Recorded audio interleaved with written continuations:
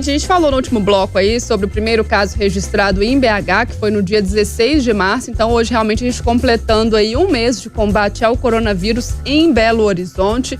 E aí, o Central 98 de hoje vai pegar um termômetro da atuação dos médicos à frente da pandemia do novo coronavírus aqui na capital mineira. A classe tem mostrado o empenho de sempre e trabalhado como nunca para conter o avanço da Covid-19 na capital. E a gente conversa agora com o doutor Marcelo Lopes Ribeiro, que é gestor em saúde pública, especialista em emergências médicas e especialista em atendimento a múltiplas vítimas. Bom dia para você, doutor Marcelo.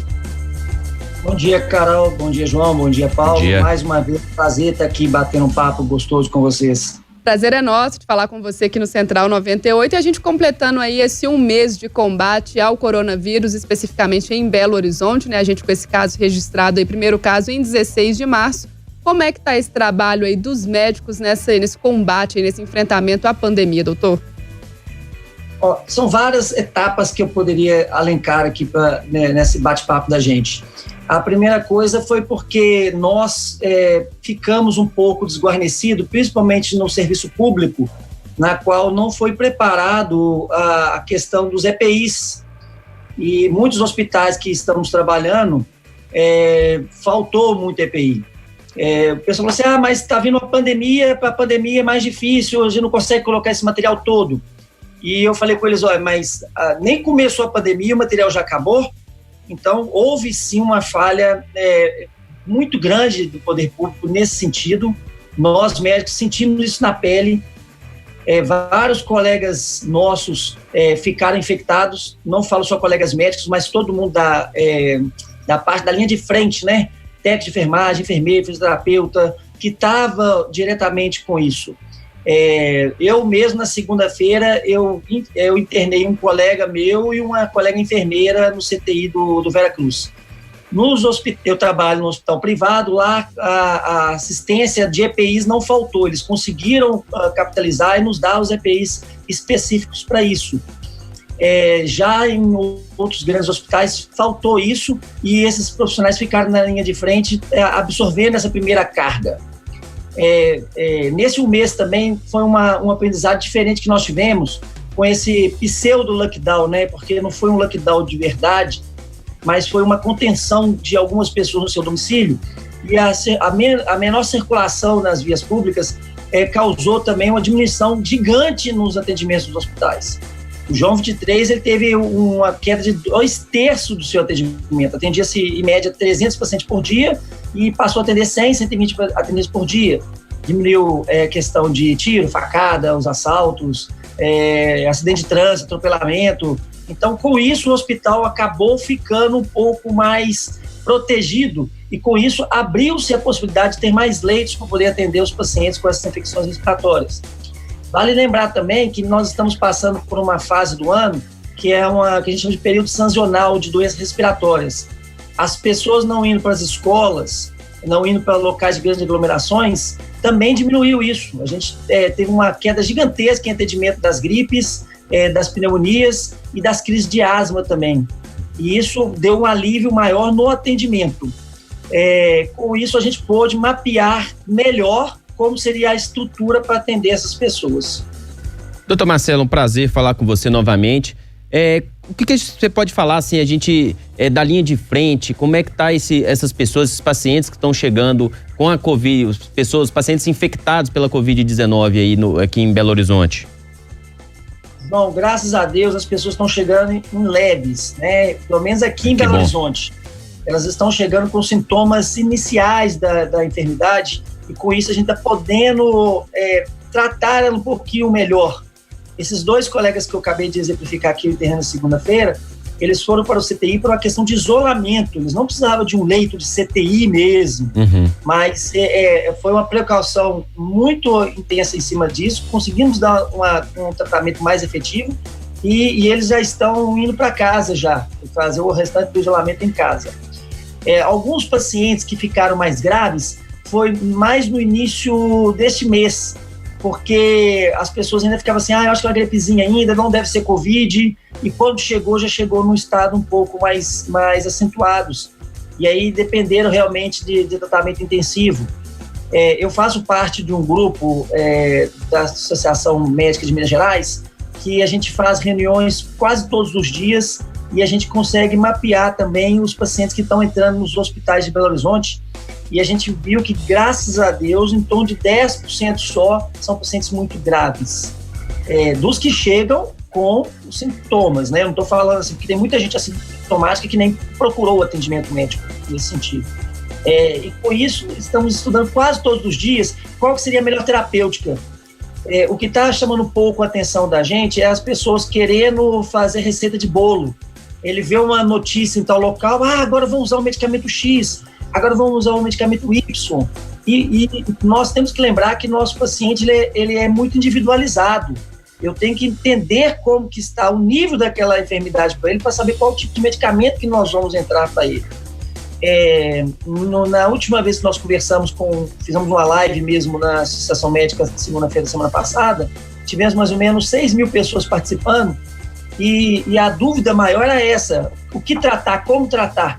E nós somos bem enfáticos de colocar o seguinte: vamos tratar os sintomas, vamos ver qual que é o nível da enfermidade, o que está atingindo, porque é uma enfermidade totalmente nova, ela muda completamente diferente. Se eu pego 2 pacientes com o mesmo dia de evolução, os 2 com sintomas, ela reage de forma diferente em cada organismo de cada pessoa. Marcelo, primeiro, 3 boas notícias que na dor você traz pra gente. A primeira delas é o galo doido que você tem aí atrás de você, que nos dá uma alegria em poder ver. A segunda, desculpa, é a descontração desse período em que a gente fica um pouco mais tenso. A segunda informação que me deixa extremamente otimista é porque, mesmo que o lockdown não tenha sido total, nós tivemos a possibilidade de atender com agilidade e diminuir alguns casos que poderiam, se ocupar dos hospitais, não temos capacidade para atender os pacientes da Covid. A terceira notícia é que os médicos estão discutindo amplamente inúmeras possibilidades de tratamento para a Covid-19. E aí, uma pergunta: algum medicamento já se mostrou eficaz ou é cedo para a gente chegar a essa conclusão? É cedo para a gente chegar a essa conclusão, Paulo, mas a gente sabe que a cloroquina, ou hidroxicloroquina, ela tem uma ação propriamente dita anti-inflamatória e parece que ela atordoa um pouco o vírus. Alguns pacientes a gente antecipa isso, se ele tiver algum tipo de alteração laboratorial, a gente já começa a antecipar isso. Existem trabalhos também falando de uma medicação que chama ivermectina, que a gente usa para piolho, para você ter ideia. Na Austrália teve alguns tratamentos que tiveram benefício com isso, que melhorou um pouco a sintomatologia. Aqueles pacientes que estão mais graves, nós começamos a iniciar corticoide para eles. No início, o corticoide estava contraindicado, porque o corticoide também altera um pouco a imunidade. Mas a gente fazendo doses pontuais de pulsoterapia com corticoide, principalmente em bomba de difusão contínua, a gente consegue amenizar e acelerar um pouco mais isso. Vários pacientes que tiveram intubação, vou dar um exemplo aqui do Hospital Madre Teresa, meu amigo Marco Antônio atendendo lá, ele fez pulsoterapia com cerca de 4 pacientes que tiveram uma reação muito efetiva para isso. Então, isso foi um benefício muito grande. E como você iniciou na sua fala aí, lá dentro da Associação Médica, nós separamos 3 grandes classes médicas para poder dar essa linha de frente. Então, é a Associação Brasileira de Medicina de Emergência, a ABRAMED, a SOMIT, que é a Sociedade Mineira de Terapia Intensiva, junto com a AMIB, que é a nacional, e a Sociedade Mineira de Infectologia. Então, a gente sempre estamos conversando, fazendo, embasado em estudos científicos. A gente só pega artigo que tenha nível de evidência A ou até mesmo nível de evidência B. A gente não gosta de pegar algumas coisas mais, porque tem um achismo muito grande. A rede social, cada dia vem uma pessoa com uma fórmula mágica diferente, que pode ser efetivo, e isso também é uma coisa que nos deixa um pouco ressabiados. Para você ter ideia, ontem nós soltamos uma nota, porque vocês devem ter recebido alguns vídeos aí sobre paramentação de pacientes, onde que estão usando uma caixa acrílica, uma tenda, Isso não tem evidência científica nenhuma, se isso vai diminuir ou não diminuir a infecção das pessoas que estão trabalhando, ou aumentando isso em si. O que a gente está colocando também é que a gente viu que uma intubação precoce, o paciente reage muito melhor do que eu ficar esperando, dando uma chance. A gente tem batido muito na tecla de vários tipos de doenças, a gente fazer uma ventilação não invasiva. A gente usa o ventilador sem intubar o paciente, mas no caso do Covid, a gente fazendo isso, ele dispersa muito aerosol. Então, e também não faz a ventilação efetiva. Então, esse tratamento inicial tem ajudado muito alguns pacientes mais graves que nós estamos atendendo. Doutor Marcelo, como é que está esse atendimento médico aqui mesmo, né? Os desafios, os médicos estão tendo aí que se reinventar durante essa pandemia, algo novo pra gente, essa situação, né? Tem essa novidade mesmo e esse desafio aí de fazer diferente, de fazer mais e melhor? Carol, tem, né? Reinventar, mas eu vou voltar um pouquinho aqui, que a gente tem que voltar às nossas bases médicas, sabe? Pessoas querendo concentrar em estudos muito de exames muito efetivos, e sendo que a base médica é que mais faz valer a eficácia nesse sentido. Aquela questão de ouvir o paciente, sentir o paciente, de tocar o paciente, que fica um pouco mais difícil nessa pandemia, mas também como tocar esse paciente. A questão de paramentação está sendo, várias vezes, vários colegas entubam o paciente a seco, sabe? Coloca só a luva e pronto, ele não se protege. E hoje em dia tem colocado isso bastante. Olha, gente, não é só porque o Covid está aí, vamos voltar à base disso aí. Temos que fazer uma paramentação efetiva, temos que saber tanto colocar como retirar uma luva. Parece uma coisa simples, mas muitos colegas foram infectados porque retiraram os EPIs de forma inadequada. Nós fizemos até um treinamento, o doutor Urbano, que também participa do nosso grupo, e ele é coordenador do CTI do Velho da Serra. Ele tinha visto um trabalho e nós fizemos o teste. Nós pegamos uma pessoa, paramentamos ela, jogamos purpurina nela e pedimos para ela retirar a roupa. E aí, logo que a gente viu, ela estava lotada de purpurina ainda, ou seja, ela cometeu falhas básicas de desparamentação para poder não continuar passando esse caso, né?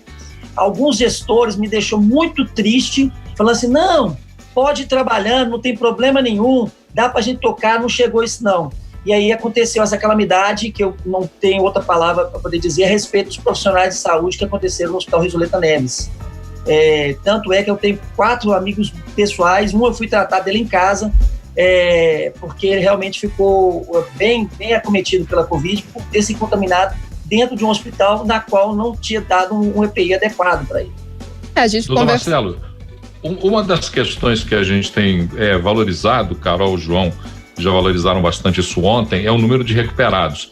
Nós temos aí 50%, até mais de 50% de pessoas que contraem a doença e conseguem a recuperação. Isso é um número bastante significativo, até se compararmos com dados de outros lugares do mundo.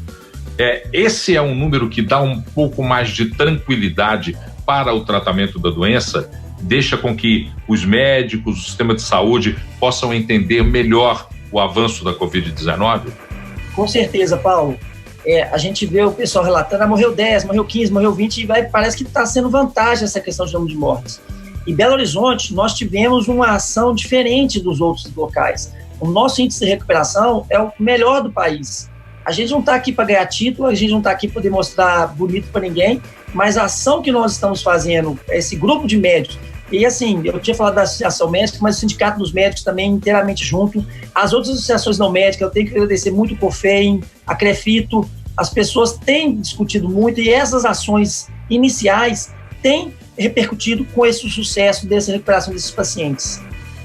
A gente teve outra coisa, não estou aqui para poder falar de política, gente, mas assim, eu tenho que enaltecer um pouco o trabalho da Prefeitura de Belo Horizonte, na qual ele chamou parte dessa nossa comissão, ele convocou, nós fizemos uma reunião no dia 16 de março, e aí no dia seguinte, no dia 17, ele convocou 3 unanimidades para poder participar do comitê dele, que foi o doutor Estevão Urbano, o doutor Carlos Stalin e o doutor Unaito Pinambá. Então, eles tomaram a frente. Ele falou assim, vocês vão conduzir o caso. E aí, a condução dessa equipe médica, que envolve toda a classe médica do Estado, tem participado efetivamente desse sentido, e nós temos tomado essas decisões, e aí está repercutindo com o sucesso dessa recuperação desses pacientes, que é um número bem exacerbado em relação a outros locais. A gente recebendo, então, aí notícias boas em meio a essa pandemia do coronavírus também, a gente tem que valorizar isso. E a gente batendo esse papo com o doutor Marcelo Lopes Ribeiro, que é gestor em saúde pública, especialista em emergências médicas e especialista em atendimento a múltiplas vítimas. Muito obrigada, doutor Marcelo, por esse tempinho. A gente sabe que a rotina está apertada aí, mas foi um prazer falar com você aqui no Central 98. Obrigado mais uma vez, gente. Vocês sabem que podem contar comigo, qualquer bate-papo que vocês quiserem. Me coloco à disposição de vocês, eu coloco a Associação Médica de Minas Gerais também à disposição de vocês para sanar qualquer tipo de dúvida nessa parte que cabe a nós nessa linha de frente.